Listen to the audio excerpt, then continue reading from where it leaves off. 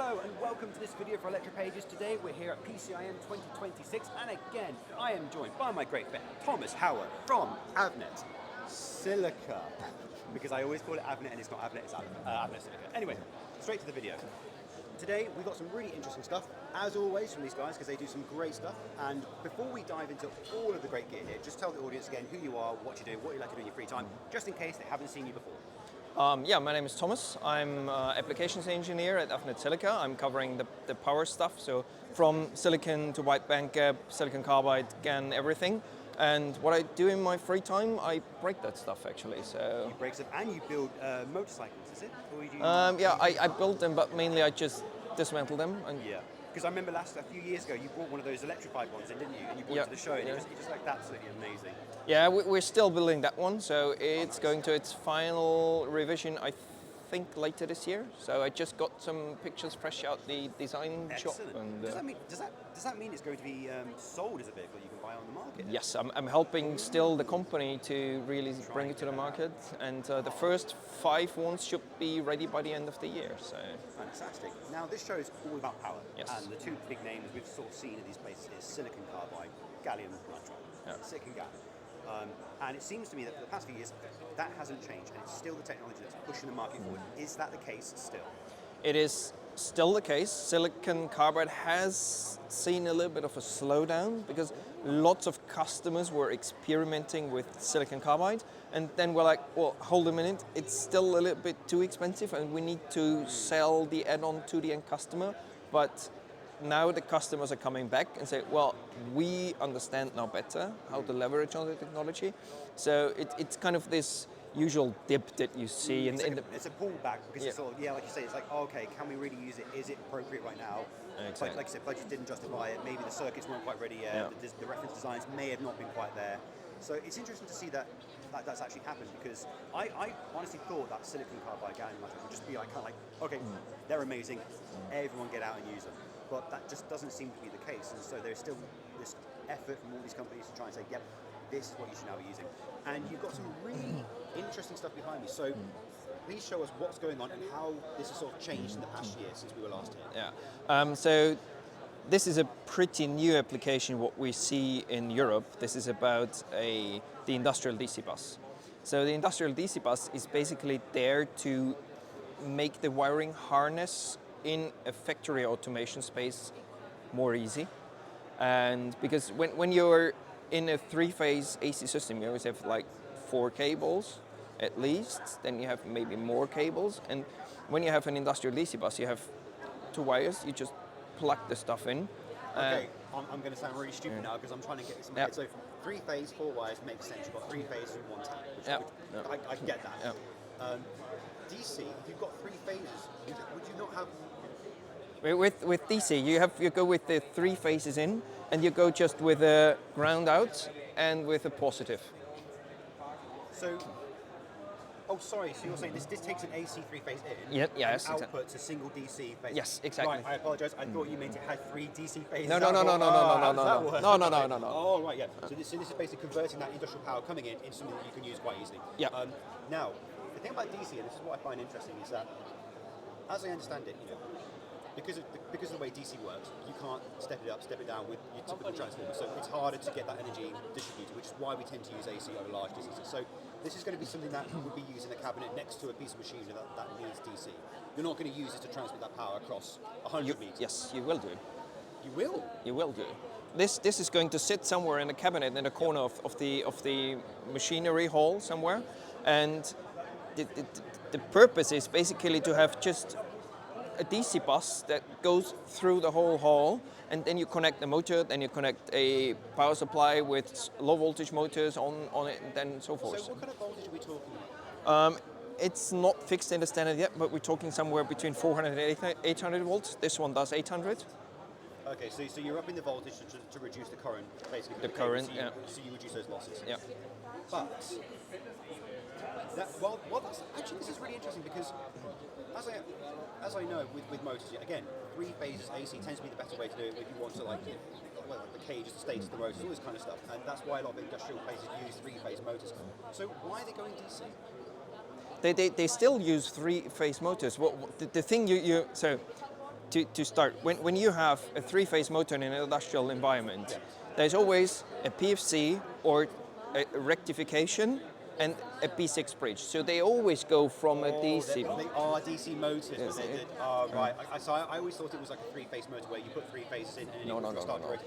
So it's still, right. So That only with the three-phase works if you have a matrix converter structure where you have like a bidirectional switch going through all. So so now my question then comes down to, so why is this now going to be useful in terms of like, because obviously this is switching to the new GaN. Is it GaN or is it SiC? SiC. So tell me how this is now benefiting with SiC as a result of this design. So the whole structure benefits because you have just two wires instead of many other wires. You have a higher DC voltage, so thinner wires. You can plug and play basically. Silicon carbide has the advantage here to really have 25 kilowatts in a small rack, in a 19-inch rack. That was my question. What's the power rating of this whole thing? 25. So this is 25 But kilowatts. this one is an evaluation platform just for testing the F1 modules that basically sit in here. So the F1 modules are basically the smaller version of this one. This is an F2. This is a bigger one. So this, I think, is just give me a thing, 4 milliohms. Yes, 4 milliohms. And we're talking 1200 volt SiC in here. And the total power of that one is? I would reckon that it's kind of, if a third of one of these sort of things, or is it? You have 3 F1s in here, and I would say you can go up to, I think, at least 40 kilowatt with those ones. But the problem is you won't do it really with those ones because the inductors just get too big. So in manufacturing, the handling of the inductors gets a problem. So that's why most of the people say... So the limiting factor is not the switching device, No. it's the actual input stage. Yeah. That's insane. So what's very interesting about this is that this design to me doesn't look as compact as it could be. So you're saying this is more of a test jig, more like a direct reference. Exactly. But if you wanted to make this thing smaller, you could. Yes, exactly. And if you had to make it smaller, what would you change about this design? Because it looks like that, I think you're pretty much fixed in terms of the actual switching devices themselves. So what I personally would change is I would bring the modules that are mounted here on the top to the bottom. Oh, right, of course. Then I can shrink it here. The inductors are hand-wound prototypes. So the inductors for this 25 kilowatts would more look like twice the size of that one here. Yeah. So these ones are for... Are these flat wire ones? Yes, these are flat wire ones. Oh, that is amazing, because these, do you know what's funny? I only recently discovered I didn't even realise flat wire inductors existed. No. When you start to realise why they exist, the eddy currents are reduced, the heat thermals are so much better. It's just absolutely insane. Yeah. It's amazing to see that in action. Yeah, these ones are for 11 kilowatts, Yeah. and you just tweak them a little, make the core a little bit bigger, and then you kind of have like almost half the size of this board. And so that's always the thing with demonstrators and evaluation boards. They're always big to make it comfortable to measure, to tweak around, and it's the same thing in this. So what's going on here? That's a double pulse tester. Now, I was about to say, this is definitely a testing board, and you can tell with all the different contact points. This is a double pulse tester for exactly this F2 module. So you plug the module in, and you basically have this kind of weird boost structure where you switch one, and with the second part of the half bridge, you then tie this to the source and not switch it actively. So with one, you characterize the switching. With the other one, you characterize the body diode. And this is actually a test rig eval platform from onsemi you can buy. And in this design here, what I find again quite funny is that this is the, did you say 40 kilowatts? Did you say, sorry? This should be, that's probably 10 milliohms something. So probably maybe 20, 30 kilowatts? Yeah, 30 range. And yet, the biggest part of the design? Capacitors, yes. Yeah. It's absolutely insane. Absolutely insane. Yeah, that's the same for automotive motor inverters. There is capacitors, it's the biggest thing. And so, and it's interesting to see that, well, you're saying that in these designs, future industrial users will basically try and bypass the use of AC power directly into individual machinery and instead unify it into one DC supply that goes across the whole facility. And And I think what I'd like to ask you about this then, in this case study, this sort of design, what do you think is going to be the hardest thing for an engineer to, why do you think an engineer might struggle to adopt something like this at the moment, and how does Avnet Silica try to address that problem? So in the past, it was always an issue to really select a single component and match it to the system. Now you try to have a system that matches all together. So power electronics design is not any longer more a single discipline thing. So the engineers that are trying to develop a new device like this need to watch electrical performance, heat performance, mechanical design, and all needs to go together, and then there is reliability and so on and so forth. So well, I'm guessing things like EMC must be complicated as well, especially selling them as units. Yes, and I mean, I did my own EMC lab back in the day, and show off.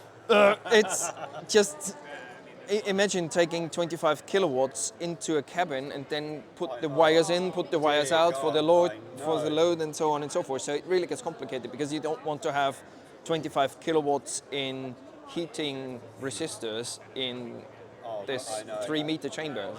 It's got to be a big safety hazard to test as well, because you've got to, it's not a case of just like, oh, we're going to put a bit of current through it, see what happens. It's like you've got to put 3-phase in, you've got to deal with like 800 volts, and you've got to make sure you're doing it safely while testing it. Yeah, and there is, and if you just see what our customers are doing in test setups, especially for example our PV inverter customers, you have the PV system, which is essentially also kind of, you find this structure also in a PV inverter, in a 3-phase, and they do their whole devices for indoor, outdoor mounting and so on. So they have heat cycles, they have cooling cycles, and then they have actually climate chambers that have 2 chambers, and they just move it up and down to make really kind of the steepest temperature slope you can imagine. Yeah. And then you have like temperature and rain. So they have climate chambers that create certain humidity and stuff and so on and so forth. So it's really complex these days to make this work and also to be safe, to be honest, because there,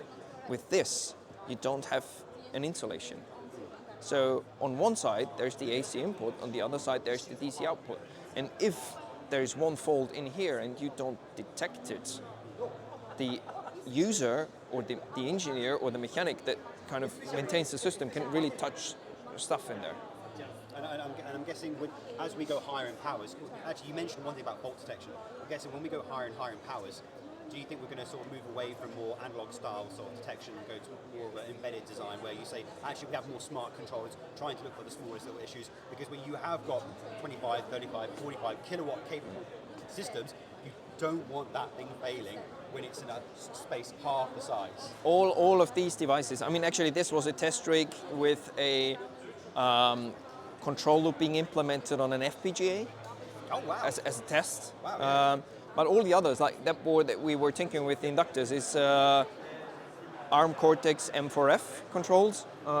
These ones here as well. So basically, everything that's kind of playing in this area is digital controlled. And it goes back to what you said about power design is now a multidisciplinary field. It's not a case of I can design a power supply with a transformer and a regulator. No. You've got embedded system designs, you've got software in there making sure it's running correctly, you've got special gate drivers to make sure the SiCs are doing well, you've got power monitoring, thermals, all these kind of things. And it's incredible to see how with something as simple as like silicon carbide, it's just changes the nature of power design forever, you know. It's just huge. And we have to agree on that.